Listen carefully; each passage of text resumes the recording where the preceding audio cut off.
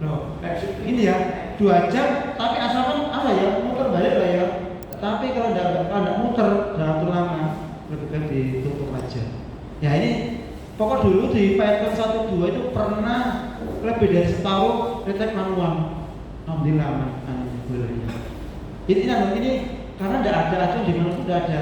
Saya hanya berdasarkan waktu itu pernah kejadian di 1.2 lebih dari setahun kita retake manual. Lama. Tapi kok dulu tidak ada itu yang kayak ogleng, jadi oglengan yang kayak dulu terblok gitu.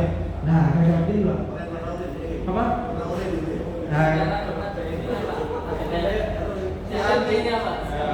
Dulu pernah Pak masuk itu. Iya. Belum ada yang ini yang apa? Sekarang ini ada itu ya.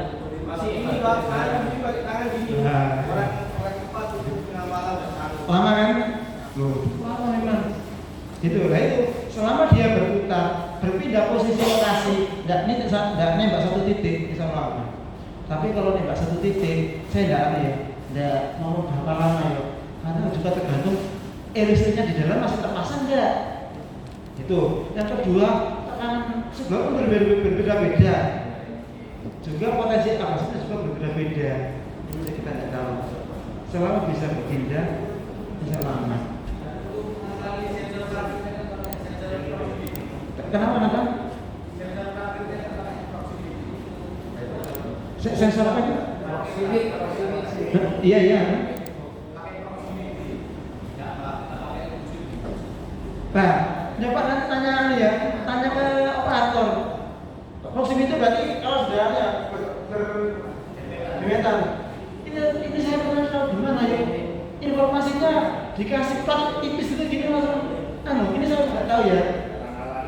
Nah, ini nanti coba koordinasi sama teman kontrol ya. Yang saya tahu yang praktek, yang saya pernah praktekkan itu, yang ini apa itu?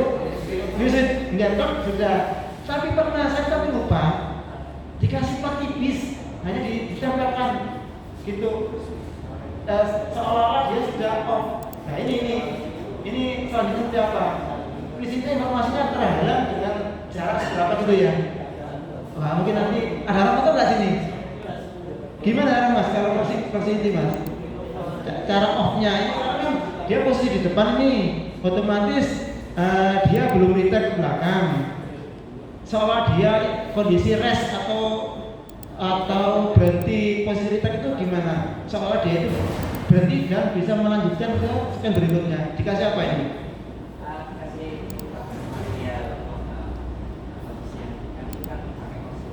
Ada menitnya? Wah, asik Mas. Pak, dia sistem magnet katanya.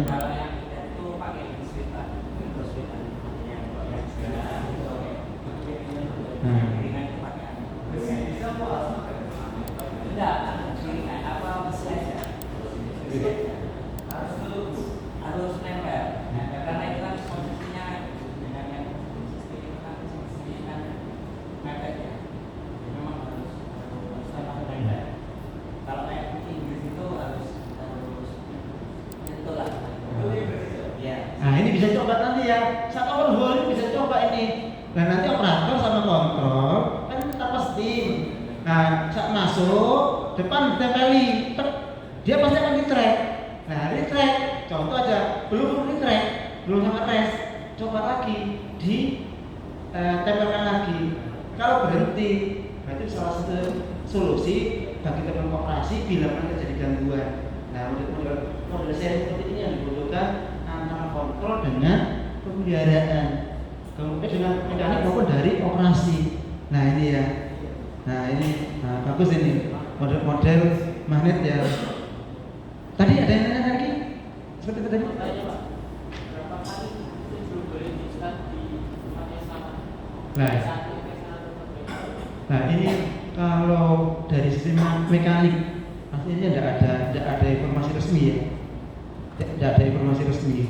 Nah kalau saya sendiri kalau pengetesan ini pengetesan apa? Kalau hanya pengetesan 1 meter gitu aja, selama di dalam itu ada air sensing, aman. Tapi informasinya motor itu ada pembatasan start stop informasinya.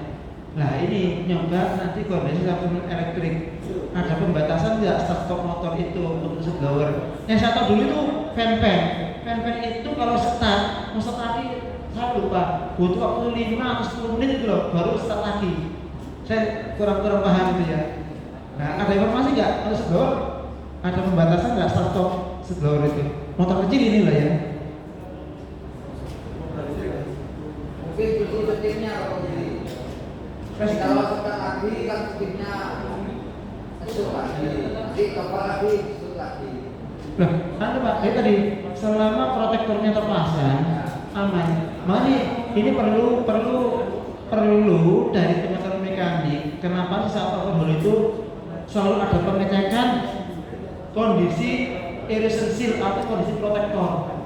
Makanya kalau ada protektor yang lepas atau protektor yang malik, ini sebenarnya ini pipa ya. Sebenarnya sini. Protektornya kan balik gini. Tolong direposisi lagi kembalikan lagi. Aman. Nah itu. Nah, ini seperti itu. Nah sekarang gini, contoh di KPJB di Jepara itu sublowernya sehari semalam rata kan dulu 2-3 kali. Karena sekarang ini fly ash-nya tinggi, sulfurnya 1,2-1,3%, akhirnya dinaikkan ke 5 kali sehari semalam. Nah itu. Tapi dengan catatan waktu kita kumpul meeting bersama, engineering, pemeliharaan, operator, tolong pemeliharaan memastikan bahwa protektor harus benar-benar terpasang dengan baik. Itu solusi. Karena kalau tidak dinaikkan frekuensinya, nanti volumenya akan tinggi. Itu berpengaruh ke efisiensi sama furious pressure. Nah seperti itu. Jepara 5 kali sekarang. Tapi tidak tahu ya, kok saya pindah dari Jepara 2023 kemarin itu dinaikkan ke 5 kali. Loh. Oh, semua Pak? Semua. Terutama yang paling sering itu daerah LPSH sama IPO. Itu ya, ekonomi itu pollingnya itu kan pipa itu lurus kalau gini yang kita lihat di atas itu kan datar gini ya. Itu salah-salahnya antara kita ini sudah penuh sudah dengan kayak asin selebihnya tinggi. Kalau bersihkan pakai botol laser ditekuk satu gini, masuk gini. Iya, saya parahnya Mas. Karena tadi asnya tinggi. Nah itu. Nah seperti itu. Itu ya. Nah sekarang operator 2 sudah beda aku ini. Jam 2 cepet ya. Sekarang mekanik ini. Nah mekanik ini pada saat pemeliharaan sublower. Nah, itu karena ada bocor di pocket power.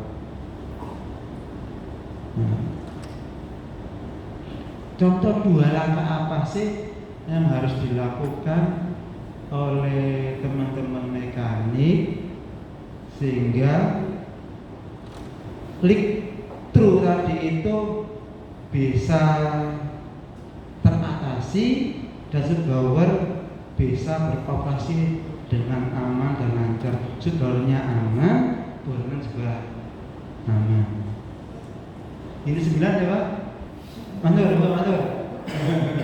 Apa aja? Ini ada pocket ini. Apa aja Anda lakukan? Minimal 2 langkah aja. Sehingga sublowernya nanti juga aman, boilernya juga aman.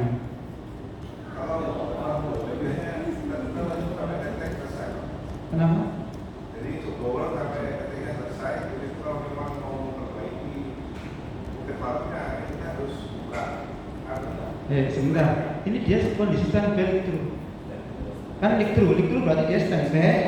Ada steam yang keluar, akhirnya kedengar suara meses. Woi dibocor di pocket covernya.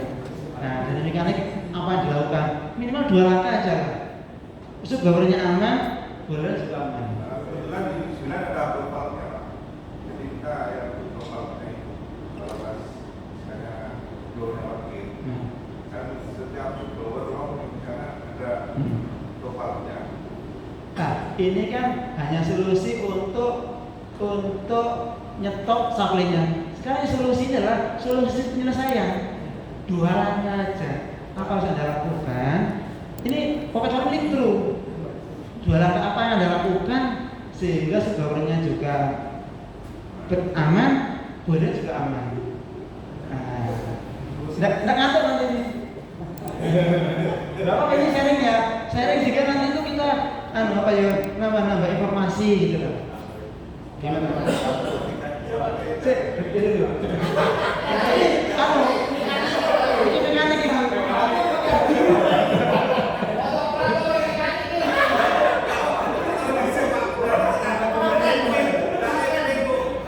Masalahnya kejadiannya pagi hari kerja.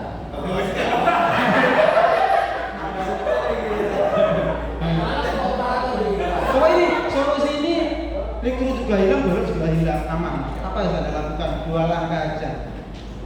Langkah penyelesaian apa itu? Pocket farm listrik.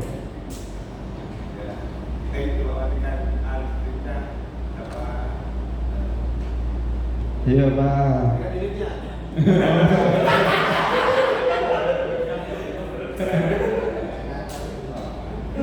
Apa? Ya dibantu mereka 1 2 di mana? Mas Indra, Drawan, Jawa ayo.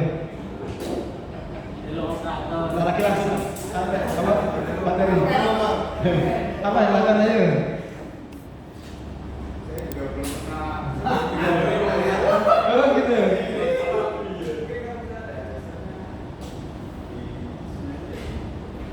Enggak ada Mas. Sidis enggak ada aja sering. Itu enggak ada. Dia pick kayak soal gitu. Oke, karena ini pindahan dari turbin, ini pelapor dari maju bukan. Itu tadi yang pertama Drain pressure Pak, habisin pressure dari satu sebelum. Ya, ini kan solusi mekanik. Apa yang dilakukan oleh mekanik sehingga itu satu sudah kelihatan sudah. Lapping itu sudah solusi. Tadi kan hanya 2 langkah solusi. 1 lapping sudah terjawab. Tambahin. Jadi, Mas tadi gimana?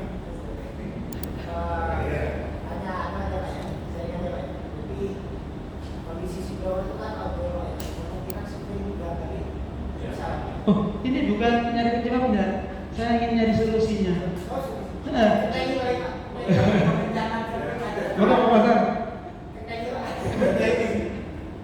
Ada kemungkinan saat parkir tadi itu posisi topeng parkirnya masih belum pas, belum terdorong secara kan mekanisme. Jadi memposisikan topeng parkir itu bisa sampai full push. Oke, itu beberapa langkah tangan ya yang sudah beberapa informasi dari rekan-rekan ya. Ini kan valve leak through ya. Jadi pertanyaan valve leak through sudah saya sampaikan tadi ya. Valve itu leak through. Nah, nutup masih bawah kan. Langkah solusinya 2. 1 sama lapping, 2 sama setting pressure-nya. Di lapping itu solusi untuk sublowernya namanya sudah di lapping, pressure pasti berubah. Harus sama setting lagi pressure-nya. Aman dari boiler. Di lapping itu mengatasi leak through, setting pressure mengamankan tube boiler. 2 langkah itu harus dilakukan. Tapi kalau nyari penyebabnya, kayak salah satunya Pak Fauzan tadi, penyebabnya. Ini tadi saya katakan, korban itu sudah leak through sudah. Lakukan lapping. Yang kedua, pokoknya salah lapping, jangan sampai dipasang tanpa disetting. Risiko ngisi aktivitas per KPI aja Pak ya.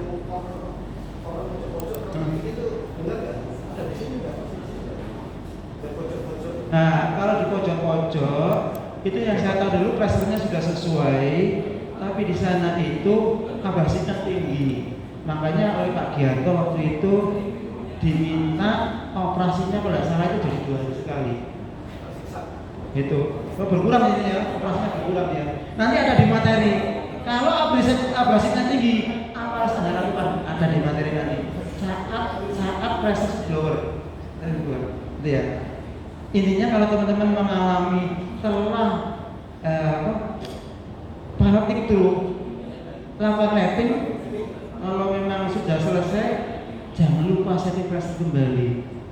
Itu ya, karena potensinya itu kalau over pressure tadi sudah ada di troubleshooting, dampaknya adalah apa sih kalau yang nah Ada dua ya, abrasi yang kan sudah setting fast. Jawabnya apa? Apa karena water temperaturnya apa? Kan sudah ada termodulasi, dia terkontrol. Nah, Kalau basah, ya kita ya itu tugasnya engineer melakukan root cause analysis ya. Kenapa sih pressure-nya? Ini bukan ini perlu dilihat. Sudah ukur di area corner abrasinya tinggi. Kita cari ke troubleshooting dulu. Troubleshooting lah ya. Pertama dilihat dari sisi operasi, materinya sudah bagus enggak. Terus kualitas timnya seperti apa. Dari sisi mekanik, contohnya setir kasihnya sesuai enggak. Kalau semua sudah sesuai, kan sudah sesuai nih.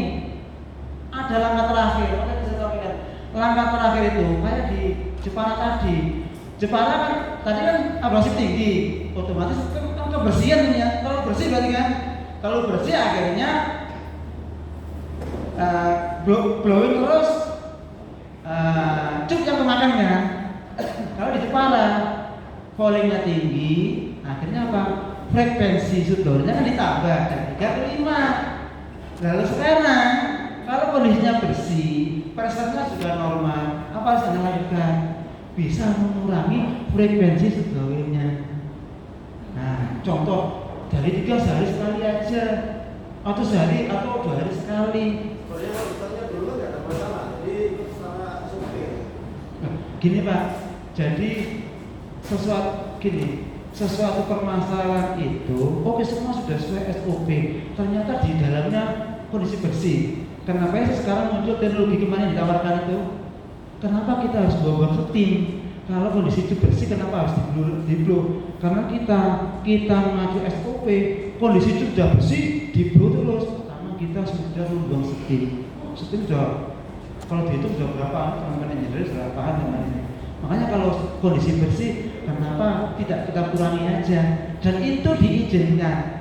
Nanti di presentasi ada di grade bergemen. Nggak tahu seharusnya di manual 9 seharusnya ada. Ini saya baca dari bukit asam ya. Nanti ada di presentasi terakhir. Kalau kondisi permukaan steam permukaan cup itu sudah di kondisi bersih, seharusnya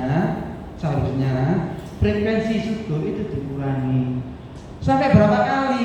Inilah perlu koordinasi antara operasi, engineer dan mekanik. Contoh ini ya, dikurangi sehari sekali. Umpama ini ya, overhaul kita cek, loh sehari sekali kok kondisi bersih sekali. Kita thickness di dalamnya. Oh iya, rate-nya sudah turun ini penipisannya. Oke, jarang lagi. Nyoba kalau dikurangi, ini kan bersih nih. Kurangi lagi 2 hari sekali. Dikurangi 2 hari sekali. Ini kotor ya. Dicek, kok kondisi bersih. Loh, rate-nya ini wajar sekali. Gimana ini? Cukup 2 hari sekali. Nah, inilah perlu. Akhirnya nanti kita sudah keluar dari biasanya. Seharusnya sehari 3 kali, karena kondisi realnya bersih, bisa 2 hari sekali saja. Dan ini ternyata di grade bergemen itu diperbolehkan. Nah itu, tinggal nanti kita pilih, manajemen kita memilih. Jadi kita sesuai SOP, tapi cup kita itu abrasifnya tinggi sehingga penipisan cup semakin cepat, atau kita kurangi frekuensi sudlonya dengan catatan kondisi permukaan cup saat OH bersih dan rate abrasinya rendah. Nah ini ya, ini penting. Nanti di PowerPoint nanti ada penjelasan lebih detail. Nah, ini ada anunya Pak ya? Ada form, ada menu untuk mengunggahnya nggak Pak? Oke ya. Nah ini kita lanjutkan. Nah ini bagian blower ya. Jadi namanya teman operator dan maintenance seharusnya sudah hafal ya, bisa membayangkan story di depan mata kita. Oh dari sini ini power masuk dari motor ini, motor lari ke gearbox kecil, ini ada kopling. Nah kopling ini ada 2 pin di sini. Nah kopling ini lari ke sini, ini ada gigi. Nah gigi berputar, akhirnya mutar gigi besar ini. Nah, gigi besar berputar, dalamnya ada bearing, akhirnya lanjut maju lewat bar. Nah gini, kemudian di ujung ini karena di depan ada powel, karena ada main putih langsung buka akhirnya yang di dekat main drum itu ada tool yang untuk menggerakkan trigger. Akhirnya trigger itu ketekan, akhirnya steam pocket valve open. Nah steam masuk berputar nah karena ada switch balik lagi. Nah gini kemudian berputar, kan tidak bisa berputar, maka dia akan retract mengikuti guide bar gini, ada switch berhenti lagi. Teman-teman harus paham, orang operasi sama mekanik harus paham dan bisa membayangkan. Kalau bisa membayangkan itu akan mudah. Apa saja yang mudah patah nanti Di tahapan ini selain ikut aktivitas KPI ini belum ada Pak ya? Ini contoh ya. Terkait. Nah ini contoh steamnya dari sini. Ini namanya trigger tadi ya. Nah ini trigger. Nah, Terus yang di tanda bintang tadi apa Pak? Ini guide bar, jadi ini saat berputar. Ini cam ini maju, nekan trigger, nekan valve, open, Tadi kan berputar, apa-apa balik ya, lagi ke sini, kembali lagi stop. Nah itu, ini ada bottleneck, tadi ya. Prioritas apa- Ini kan apa trigger. tadi? Nah sebenarnya ini ada powel di sini, ini motornya. Nah ini ada main gear. Nah ini ada main gear sama bearingnya ada di dalamnya. Nah nanti saya jelaskan salah satu karena kebanyakan kerusakan di IRC Power itu umumnya di pin kopling atau ada bilang motor pin ya. Kalau yang status tadi Pak, pin bawahnya, Pak. dan juga karena main gear, main bearing di main drive itu sudah kondisi berat ya. Di sini posisinya itu, nah di sini sehingga sekrucuk ini rusak karena macet dan gitu ya. Nanti ada di pembahasan selanjutnya. Minimal teman-teman paham bagian-bagian ini ya. 1 2 pernah ini noselnya cumplung lepas. Ini pakai ulir, terus tag bel. Biasanya tag bel juga titik gitu ya. Lepas. Kalau di KPJB juga sama. Cumplung noselnya. Ya Pak. Cumplung noselnya banyak dan crack noselnya ya. Seperti itu.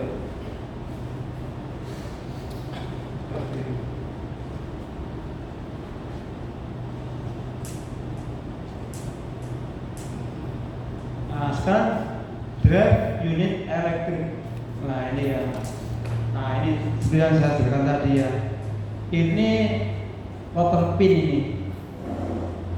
Nah ini ada 1 ada 2. Ini ada giginya. Jadi putaran dari sini masuk ke gearbox ini, terus ke sini. Nah ini kan terus masuk ke gigi besar sini di main drive sini. Nah ini. Nah, poin perhatiannya adalah di sini. Nah, poin perhatiannya kopling pin potensi putus tinggi, perlu tersedia stok pin.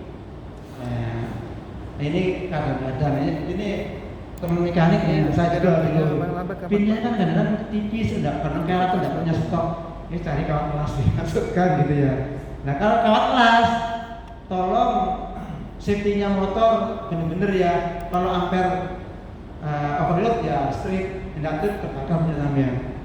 Nah ini tahu sama tahu loh ya. Karena mekanik kadang gitu, nggak ada motor pin. Padahal motor pin itu putus-putus saya ini ganti kawat pas saya. Nah makanya overloadnya motor harus bekerja. Umumnya bekerja kok. Kalau bekerja trip enak. Nah itu timbang resikonya kalau water pin putus, posisi kondisi insert, wah water hole-nya sampai nanti jadi bermasalah. Iya, akan lebih baik bila mana kondisi karena gini. Ya Pak, Kalau mungkin nanti water kalau pin ada putus ini loh ya, bisa di-share aja itu guys. nggak kasih sinyal ke Periode CCR isi jadi aktivitas tidak, sampai kapan. karena anu di sini nih, di box ini. Jadi motornya berjalan aja, nanti dia nyetir seolah dia itu kondisi berhenti, tapi setimnya masih dari dalam. Ini jeleknya sistem tanda kutip loh ya, jeleknya kalau kondisi switchnya ini di belakang sini, karena di sini putus, tapi gearbox ini masih berputar mengasih sinyal ke switch di sini. Itu resiko banyak kejadian.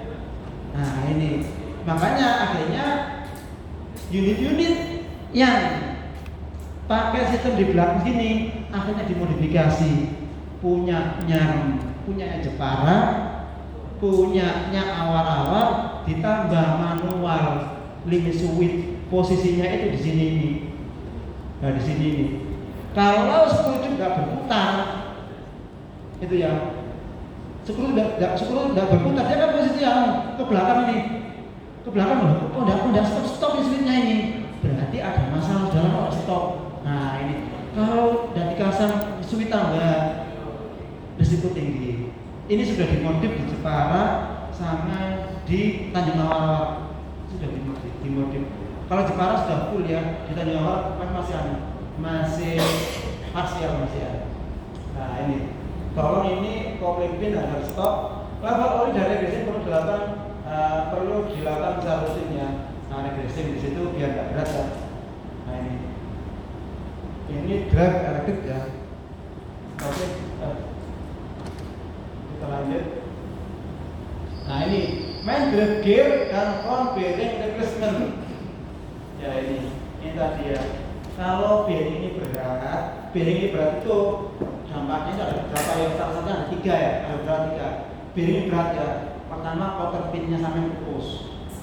Kalau dia berputar ada gear ya, dari gear sini, dia berputar ini, kan diteruskan ke sini. Dia harus memutar gear besar ini, tapi jalannya ada bearingnya berat. Sama pin akan putus. Nah pin putus. Nah ada juga yang kedua, ampere sampai tinggi akhirnya overload, trip. Yang ketiga kadang-kadang ininya screwjobnya ini rusak, kadang-kadang gitu. Nah ini beberapa ya. Makanya ini informasi dari 1-2 per 4 tahun diganti baru udah bagus ini per 4 tahun. Nah kalau bisa memang time base saja. Pak Nur izin tanya Pak. Time base akan lebih Ini banyak enggak ini mengamankan KPI ini yang kita ngaruh ke apa ya Pak? Nah, kalau time base ini tanda kutip agar tidak membebani budget audit. Ini kan contoh ini 4 tahun kan. Contoh SI, ME, SI dan SE kan. Simple, min, simple, serius. Nah, bila mana normal setahun sekali loh ya. Maka contoh ini, subpowernya umpama ini ya, IR-nya jumlahnya 66. Nah, 60 ini contoh aja, 66 datanya SI kita umpama ganti 10, umpama ya 10. Terus ME ganti 15, SI lagi 10. Berarti sudah 35, sisanya di serius. Nah, toh juga nantinya kembali lagi kan sudah 4 tahun kembali ke SI lagi, nanti lagi lah gitu. Itu tidak akan membebani. Saya bertahap ini ya. Kalau langsung setiap serius inspection ya beli bearing banyak kan juga biaya. Kemudian personil yang mengerjakan juga perlu waktu untuk mengerjakan. Kecuali bisa dilakukan saat online gini, bertahap dilakukan ya. Kita kutip lah ya. Kalau unit lainnya itu lancar, masalah di overhaul ya bertahap pelan-pelan gitu apa. Monggo, itu kan teknis ya, teknis pelaksanaan itu semua kembali ke unit masing-masing. Setiap unit memiliki permasalahan masing-masing. Setiap unit mempunyai strategi masing-masing. Intinya jangan sampai bearing ini macet sehingga banyak permasalahan yang timbul. Nah ini tolong itu jadi perhatian kita bersama. Oke, main trip. Monggo. Terkait pin sama ampere motor itu dibuat mana?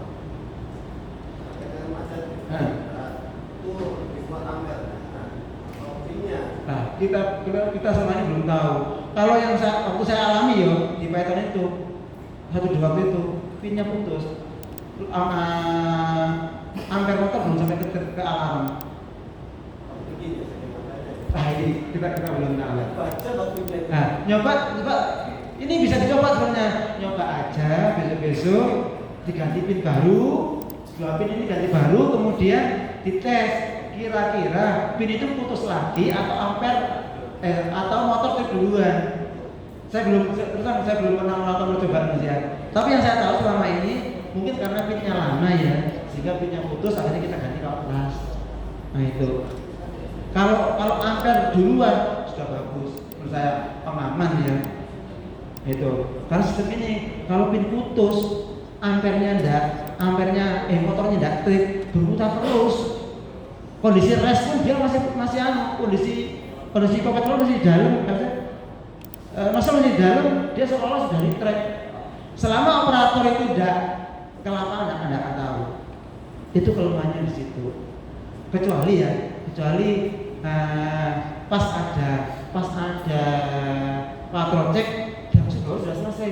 Oh, ada aneh, ada suara ini. Nah itulah ketajaman teman operasi di dalam melakukan FRM maupun operator mekanik melakukan PM. PM kan jarang aja. Kok aneh, kok ada suara sedikit keluar ini. Kita harus punya sensitivitas ya di diri kita. Kok ada suara ini? Nah kita cari. Itu pasti ada stin yang bocor, nggak tahu pasti di mana ya. Dari packingnya valve atau dari IR switchblower dari mana ya. Gitu. Kalau sampai di kantor switchblower jalan, suaranya kenceng, dengar kenceng, wes itu pasti dan packingnya habis itu. Kalau sampai sudah peka ya, akan bisa membedakan. Suaranya nozzle itu dengar kok, tapi kalau kencang sekali, tajam itu, wes dan packing dia bocor ya. Itu keseringan kita berinteraksi dengan switchblower akan kita akan paham gitu. Jauh wanter suaranya mau kantor sudah paling bocor gitu, ganti semuanya yang luas sedikit nggak akan terdengar. Nah ini terkait dengan kebocoran. Oke, lanjut. Nah ini tadi selama penggantian bearing. Ini contoh ini bearingnya di Jepara ini dengan regress lalu sesuai dengan tempe sesuai dengan story masing-masing. Lakukan penggantian driving ya. Driving itu di Jepara terus terang tiap 2 tahun diganti. Jadi overhaul itu selalu diganti drivingnya.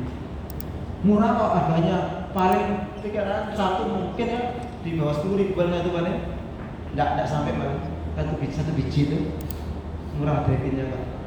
Akan lebih baik kalau diganti aja. Power, gearbox dan support plate assembly. Nah ini ya posisinya ini ya. Ini gearbox ini. Yang namanya power ini dia. Nah power ini ya. Nah ini support plate ini plat atasnya jelas. Nah ini hanya infokan. Namanya ini bila mana teman-teman juga buat service request operator kalau punya manajernya memudahkan. Oh contoh ini, triggernya bengkok. Nah enak guys, mekanik pasti sudah paham trigger bermasalah ini.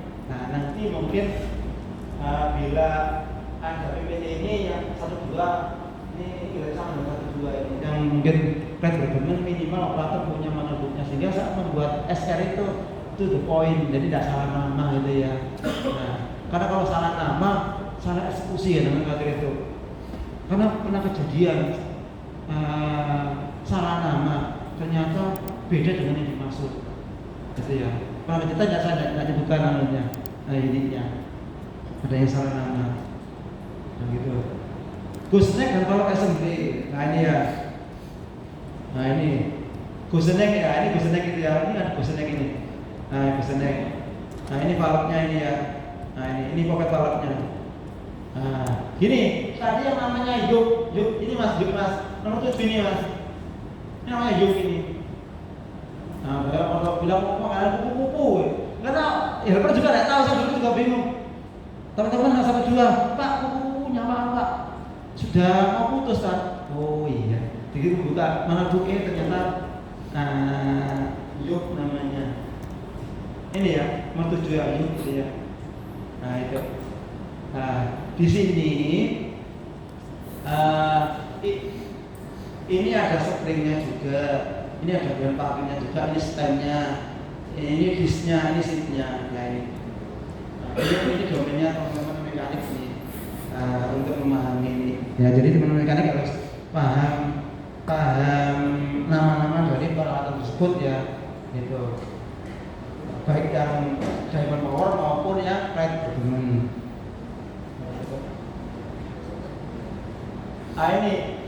Ini poin perhatiannya ya. Seat disk liquid tadi ya, sudah kita bahas tadi. Dan packing terlalu kencang, posisi stem tertekan trigger, volume material mengganjal di seat disk tadi sudah ada yang di ROM. Nah kita bahas hanya reverse saja. Dan packing bocor stuck. Dan packing egging sudah mulai penuaan ya.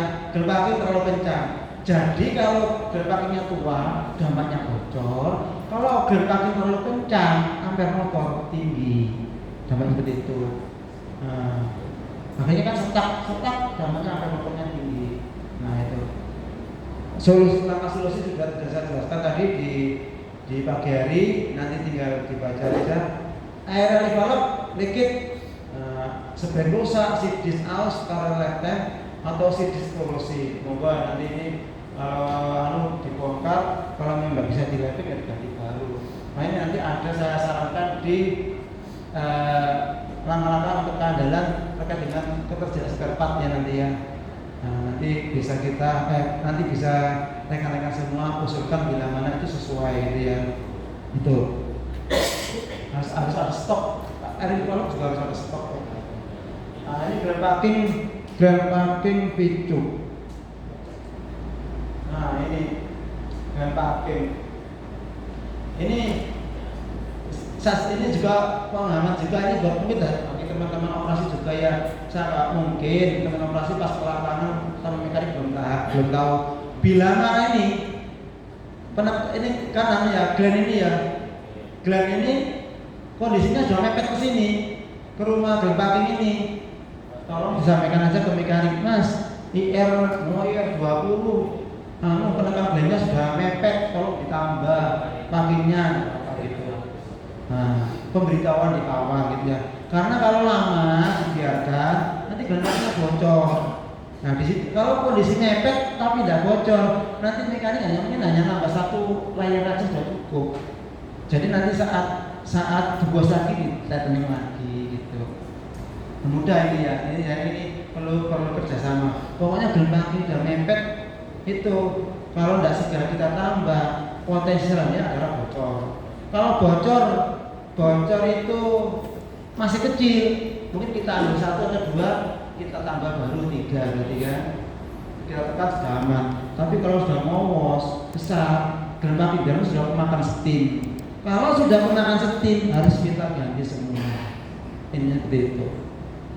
Makanya preventif itu jauh lebih optimal dibanding kita melakukan korektif gitu ya. Nah seperti itu. Jadi pilih gelang packing yang dimensinya sesuai dan kualitasnya baik, pemasangan gelang packing secara benar, kencang gelang packing sesuai referensi, lakukan running test dengan load ya. Bila menurut lakukan retightening packing, dilakukan pemenyangan lagi. Jadi gelang packing baru dijalankan, terus dicek lagi kekenyangannya. Nah seperti itu.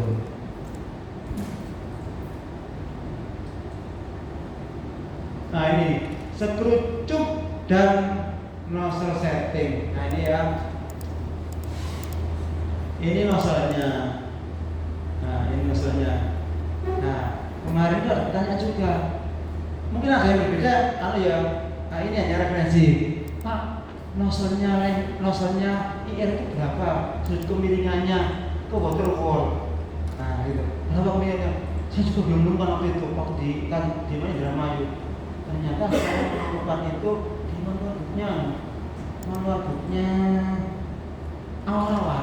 Sama saya baca detail di punyanya KPJB ternyata 3 derajat miringnya.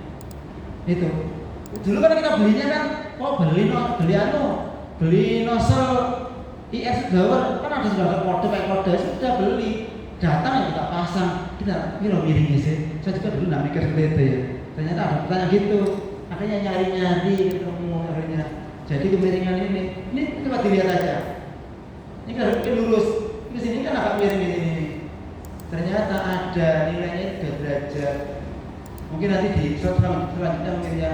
Ini ternyata juga ada lah ya ini ya, jaraknya ya sebentar. Nah ini mah, nah ini poin perhatiannya tentukan jarak A dan B saat instalasi. Bila mana teman-teman ganti struktur baru, ternyata itu ada jaraknya semua nih. Jarak flame ini ke nozzle, nah ini ada jaraknya. Nah ini, kalau jarak nozzle ke dinding boiler ini ada 38 mili. Kemarin saya baca 36 begitu, ada yang 38, ada yang 37,5, ada yang 39. Ya, diri itulah jarak center nozzle ke dinding boiler atau water wall tube ya. Ini ada nih 1,5 atau 38 mm jarak ini. Ini tube, ini jarak center dari nozzle. Nah ini penting ya, kalau kedekatan nanti juga abrasinya tinggi nanti. Ya, sementara kita mengacu ke pembuat subblower itu jauh lebih pintar ya. Nah itu, sementara kita ikuti itu. Kita buat ya 38 atau 39 atau 37,5 ada berapa. Ini referensinya ini referensi IR 3Z UP Indramayu. Jaraknya 38 mm. Kemudian juga ada yang kedua itu panjang traveling nozzle. Nah itu ya. Ini panjang travelnya ini dari konsisten back sampai full insert itu berapa. Jadi ini hubungannya dengan apa?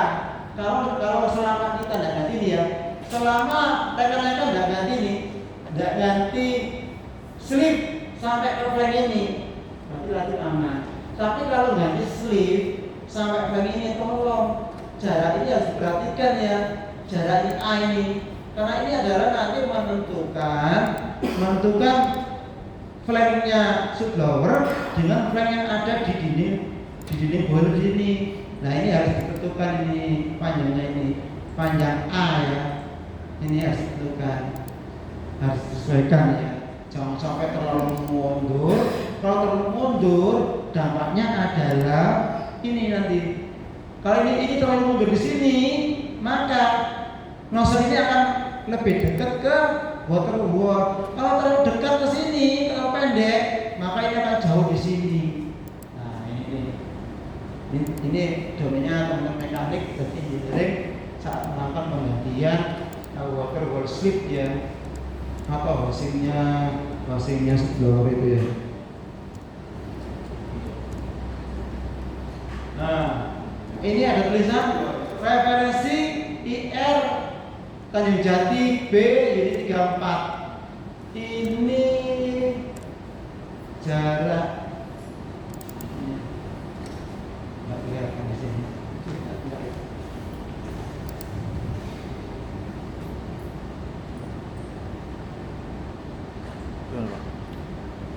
Di full screen lah. Ini jarak.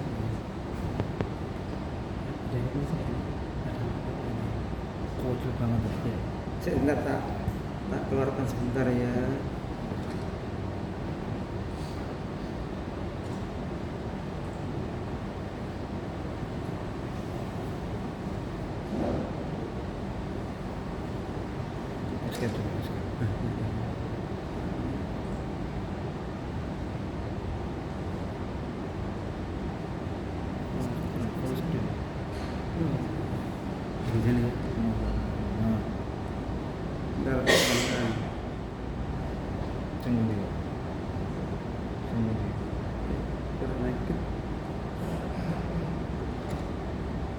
Nah ini 38 ya.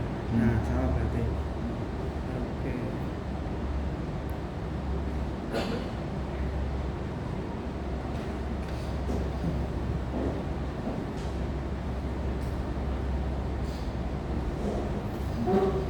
Ini juga sama, ternyata jaraknya 38 nanti kalau besok pagi kita selang intinya. Ini jaraknya 38 ini sama dengan untuk Indramayu. Jarak antara nostril dengan permukaan tube ini sama ini, sama 38 ini. Nah ini ya. Informasi terkait dengan pemasangan.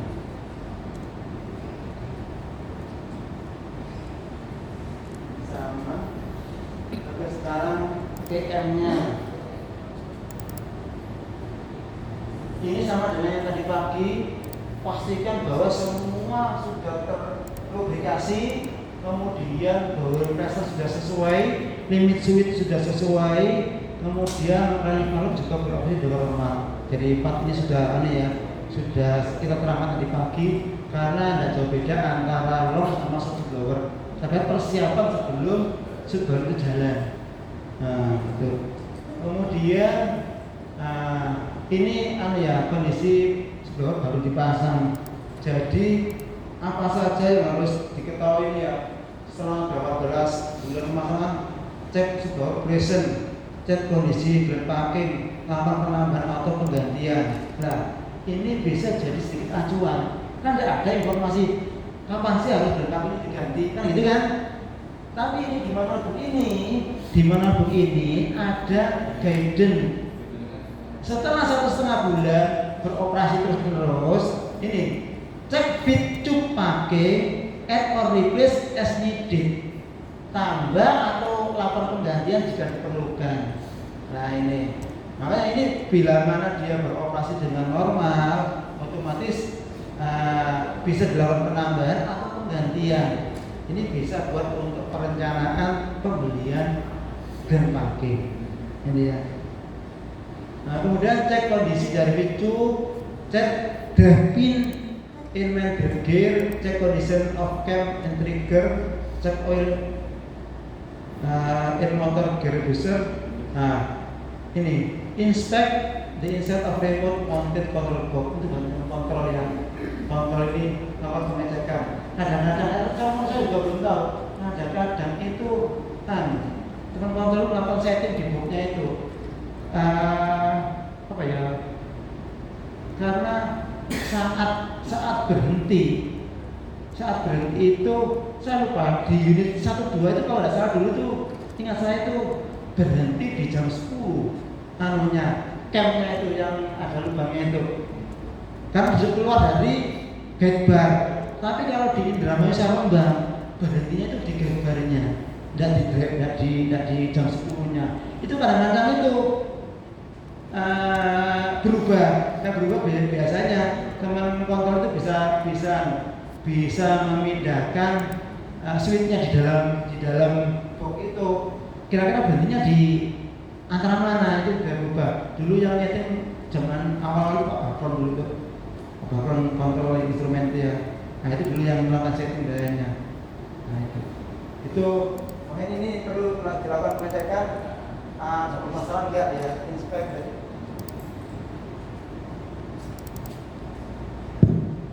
Inspect the inside of remote mounted control box. Kemudian saat habis baterainya. Baterai Pak. Masih Pak. Tes. Kemudian selanjutnya selama audit cek nozzle, cleaning, and check tube condition tersebut. Habisnya. Ternyata tidak ada. Itu ada 2 ya? Ada 2 tadi. Ada. Habis.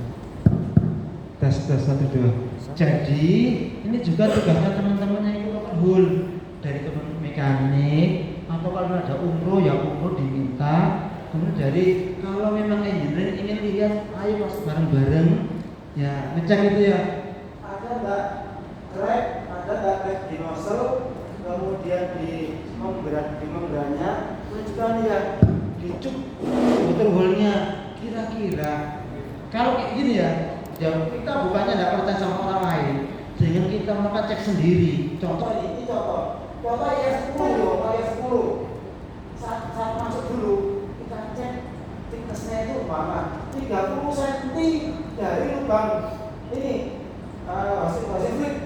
Nah nanti tahun berikutnya itu cek lagi, itu akan jauh lebih akurat. Data kita tidak akurat, kalau ada jalan lain loh. Dulu 30 cm, pindah lagi ke 35, 40, kan tidak akurat gitu. Makanya kalau kita melakukan uji coba pengecekan berapa seret abrasi dari itu kita bisa lihat di situ, bisa lihat kita cek betulan. Oh daerah sini kita gambar ya, itu kita gambar intinya di sini berapa senti ketebalan waktu tahun 2023 segini, rumah berapa. Itu akan kita bisa melakukan. Pertama tujuannya kira-kira untuk menentukan berapa kali sih. Pertama adalah bersih nggak permukaan itu tadi. Pertama bersih nggak permukaan itu. Kalau bersih, misalnya cuma bersih ya, kira-kira tahun depan ternyata juga bersih. Tahun depan bersih, tapi abrasifnya nilai A gitu ya. Kalau kecepatan, nah kasarnya bisa kita buat acuan. Kasih, ini kan overhaulnya ini. Nah sebelum jalan sehari 3 kali, coba jalan 1 kali aja. Jadi ya, overhaul kita coba 1 atau 2. Berbeda seperti itu. Kalinya kita cek kalau teman-teman, kondisi permukaannya bersih sekali mas ya. Berinya tambah turun, anunya kebijakannya. Itulah kita nanti akan memperoleh itu optimalnya kira seperti itu beroperasi dengan kondisi sehari enaknya. Karena terokasi berbeda-beda dengan itu. Tapi tidak mempersulit, terus langsung aja daerah sini nanti itu belum berapa lagi. Memang ada pemetaan ya. Nah, memang tujuannya adalah prosedur ketahuan, tapi untuk memudahkan dari perencanaan blower yang mungkin jadi teman-temannya, oh ini rate-nya udah sekali, ini ada sini jadi teman-teman aja. Nah, gitu. Ini contoh. Ya kalau sekarang ada intelijen gimana? SPT itu ya. Kayak tadi, saya jadi tadi ya, saya malah belum tahu SPT, katakan sudah terpasang. Intinya dari ini harus masih feedback ke bagian Saiko yang memasang. Contoh ini ya, contoh ini SOP ini informasinya saya terima kan pengoperasi berdasarkan kondisi penyelaman panas yang ada. Nah, begitu teman-teman mungkin punya history contoh ini ya, dalam 1 bulan ternyata daerah seperti itu dilakukan setelah seperti melakukan sebuah dalam 1 bulan umpama 40 kali seperti 40 kali umpama ya, kemudian area desa segini, kemudian nanti atau kita lihat di dalamnya kondisi real seperti apa sih. Nah kondisi real ya, nanti realnya ini nanti pertama real bersih tadi, real abrasifnya seperti apa. Nanti kan bisa metode abrasif kok butuh menegi gimana, saya tahu ya hasilnya bisa dianu nggak, bisa disetting ulang nggak, sehingga dari 40 1 bulan bisa jadi 32. Saya tidak tahu elemen itu apa, sehingga nanti di sini belum ini aja. Itu loh, data-data itu penting. Ini perlu memang bisa ya. Kan akhirnya dipercepat lagi. Nah, ini bisa dilihat. Nah, ini dari data tersebut itu harus punya histori ya. Dulu dari SPT gini dan segini, nanti dicek jalannya, abrasifnya sama tingkat kebersihannya. Jadi kayaknya yang ada tapi nggak pernah satu yang kita perlu punya pisan sebelumnya. Oh, nah ini Bisa. ini akan lebih baik bila mana setelah ada overhaul, ada RFA, permanent oleh assessment dari Google, itu kita nanti ada presentasi. Nah, di situ kesempatan kita nanya, ada nggak korelasi 2 tahun yang lalu dengan sekarang ini, kira-kira penurunan kita bagaimana ya? ketebalan di water wall area IKN berapa, dulu berapa, sekarang berapa, itu enak itu. Jadi kita nanti bisa melakukan tadi memperpanjang setting tadi lah ya. Perpanjangan tadi, kalau bersih apa sih tinggi ya, perpanjangan tadi. Nah, seperti itu. Itu nanti lebih baik kalau pemeliharaan sama operasi. Data operasi seperti ini, kemudian nanti mengolah masukan sama data pengecekan kondisinya di lapangan. Bisa seperti itu.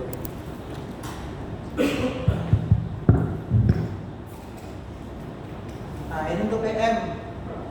Nah, PM ada sedikit ya.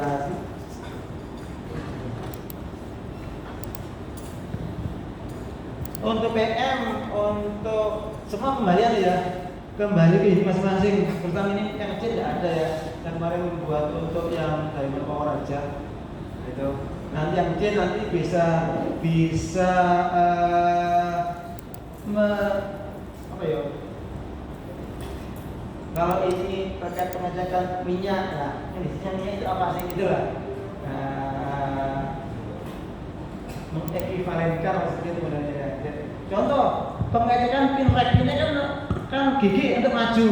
Nah kalau jika bergemen untuk maju itu apa ya? Nah contoh ada gear yang panjang umpama, yang gear yang panjang ini harus dilakukan pengecekan. Dan seperti itu. Pemeriksaan kondisi ini terkait dengan minyak lumas, kemudian grease, nah kopling pin, nah ini ya PM-nya ya. Koplingnya ya, jangan putus. Kadang-kadang namanya pin, kotor pin itu setelah dimasukkan ini ditekuk. Nah, kadang-kadang bisa putus juga karena lama ya karakter itu ya. Nah, kalau udah patah ya alangkah lebih baik kalau kita ganti. Nah, gitu.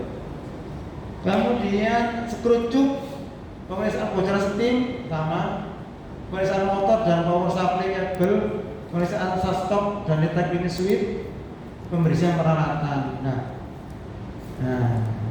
pemberian peralatan langsung gawat juga ada pembersihan.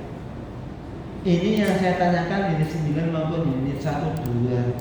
Apakah teman-teman saat PM tersedia selang udara panjang, kemudian melakukan cleaning pakai udara seperti ini, atau hanya dikebusi, atau ada waktu tertentu di luar PM kita contoh nih tiap 2 minggu sekali kita cleaning dari unit 1, 2 gimana prakteknya? Slower cleaningnya.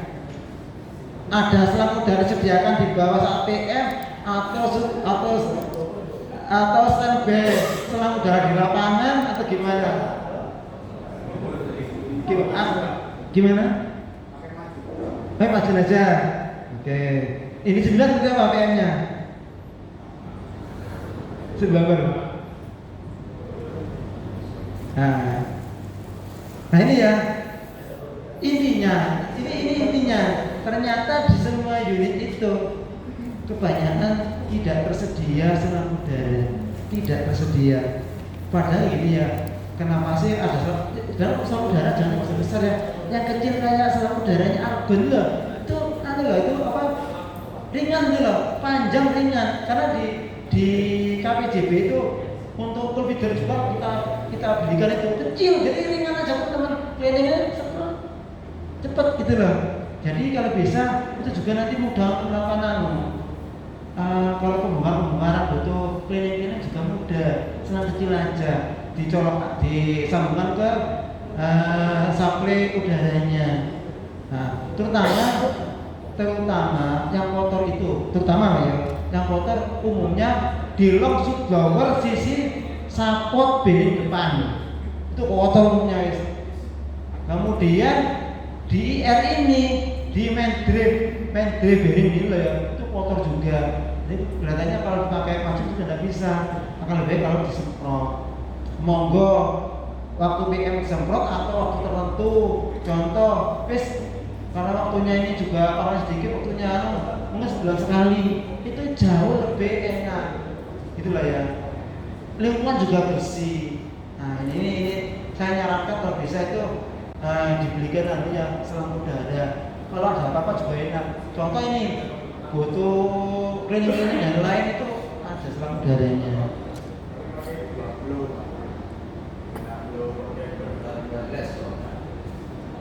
Oh, Pak Anu, yang pakai baterai itu, bisa untuk semua ya, semua seluruh ya, cleaning ya. Oke, ini tidak apa-apa, ini kan salah satu salah satu alternatif juga lebih mudah juga. Oke, tidak masalah. Yang penting ada fasilitas, ada tool untuk melakukan cleaning ya. Jangan tidak cleaning. Sekarang saya lihat beberapa subtower ini itu rambutnya banyak, ya kumuh gitu loh ya.